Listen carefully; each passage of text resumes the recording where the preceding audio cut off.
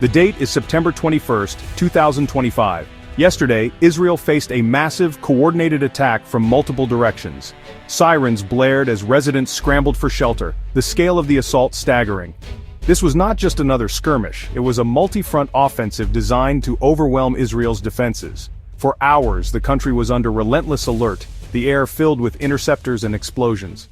The attack began early on September 20th, with rockets and drones launched from Yemen, Lebanon, and Gaza.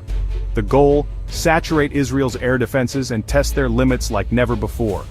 The coordination among Israel's adversaries was unprecedented, stretching military resources thin. For civilians, it was a night of terror, families huddled in shelters as explosions shattered any sense of security.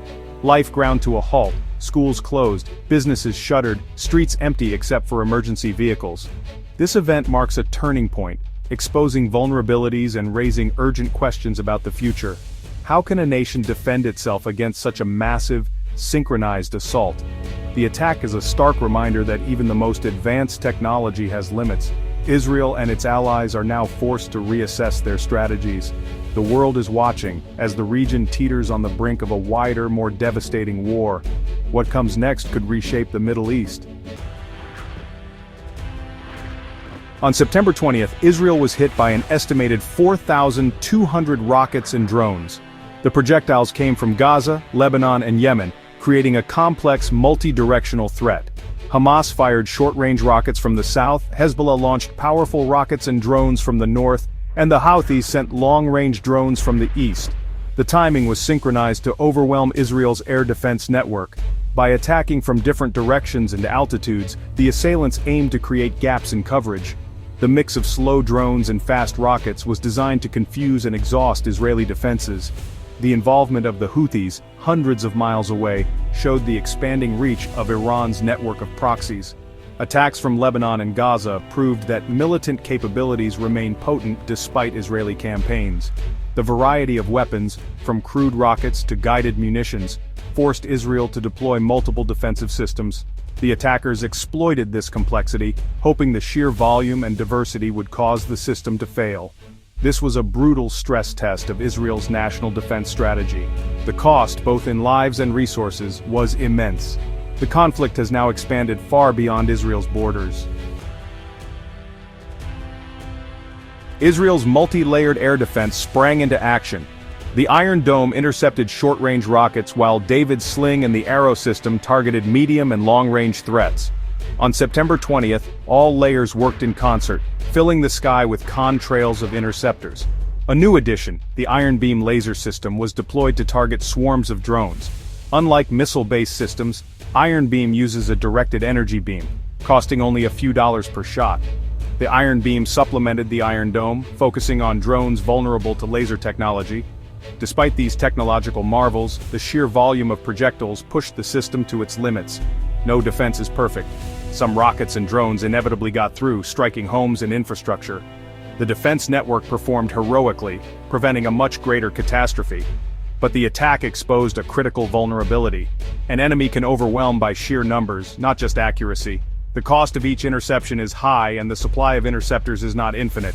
The attackers' strategy was clear: force Israel to expend resources faster than they can be replenished. The battle was not just technological, but economic. Israel's defenses held, but the price was steep. The future of warfare may depend on innovation and affordability. Defending against thousands of rockets comes at a staggering cost. On September 20th alone, Israel spent an estimated $500 million on interceptions. Each Iron Dome missile costs around $80,000, while many incoming rockets cost only a fraction to produce.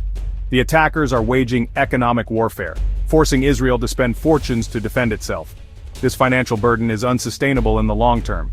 The Iron Beam laser system offers a cheaper alternative, but it's not yet widely deployed, and has limitations. For now, Israel must rely on expensive missile-based interceptors. Much of the funding for these systems comes from the United States, highlighting the international dimension of the conflict. The immense cost raises questions for both Israeli and American policymakers. The current model is a massive drain on resources. A more affordable, scalable solution is urgently needed for Israel's long-term security. The economic front is now as critical as the military one. The September 20th attack was the climax of escalating tensions on multiple fronts. In Eilat, a Houthi drone struck the hotel district, showing Yemen's growing reach. The IDF intercepted more drones, underscoring the persistent threat. To the north, Israeli airstrikes targeted Hezbollah in Lebanon, while evacuation orders aimed to minimize civilian casualties. In Gaza, 4 Israeli soldiers were killed by an IED, a stark reminder of the dangers on the ground. Israel cut communications in Gaza City as it assaulted the last Hamas stronghold. These incidents were all interconnected, feeding into a spiral of escalation. Israeli strikes in Yemen and Lebanon aimed to degrade enemy capabilities, while retaliatory attacks followed. The violence brewed for days across 3 fronts before erupting in the massive coordinated assault. It was a perfect storm, years in the making.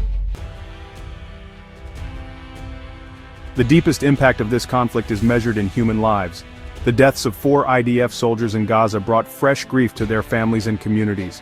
Civilians on all sides are caught in the crossfire, living with constant anxiety, displacement, and loss. In Gaza, the humanitarian situation is catastrophic, worsened by communication blackouts. The ongoing hostage crisis adds to the pain. 48 hostages remain in Gaza nearly 2 years after the October 7th attacks. Their families endure daily anguish, desperate for answers and action. The news that 49 hostages have been confirmed killed deepens the national wound.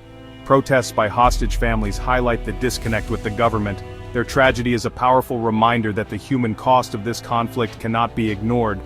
The nation's wounds will not heal while loved ones remain captive. The September 20th attack was the result of a long, escalating cycle of violence. In June, Israel struck Iranian nuclear facilities, killing senior officials and triggering a powerful response. Iran retaliated with over 150 ballistic missiles and 100 drones, killing 28 Israelis and wounding over 1,000. This shattered the shadow war doctrine, bringing open conflict between Israel and Iran. The violence spread. Israel intensified strikes in Yemen, killing the Houthi Prime Minister and dozens more. Each action fueled further retaliation, leading directly to the September 20th barrage. The cycle began with the October 7, 2023 Hamas attack, and has only intensified. Both sides justify their actions as necessary for security or resistance. The spiral of violence grows wider and more destructive with each turn. De-escalation seems increasingly out of reach. The region is trapped in a deadly loop. Israel's defense relies heavily on international partnerships, especially with the United States.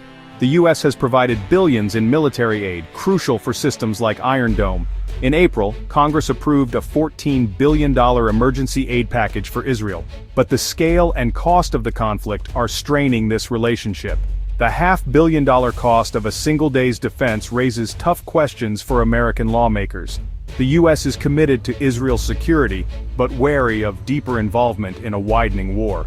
The international community watches with alarm, fearing regional destabilization and humanitarian catastrophe. Calls for restraint and de-escalation grow louder, but the path to peace seems distant. The events of September 20th have exposed the brutal reality technology alone cannot solve this conflict. Without a political resolution, the cycle of violence will continue. The human and financial costs are unsustainable. The world must ask, can a way off this path of mutual destruction be found before it's too late?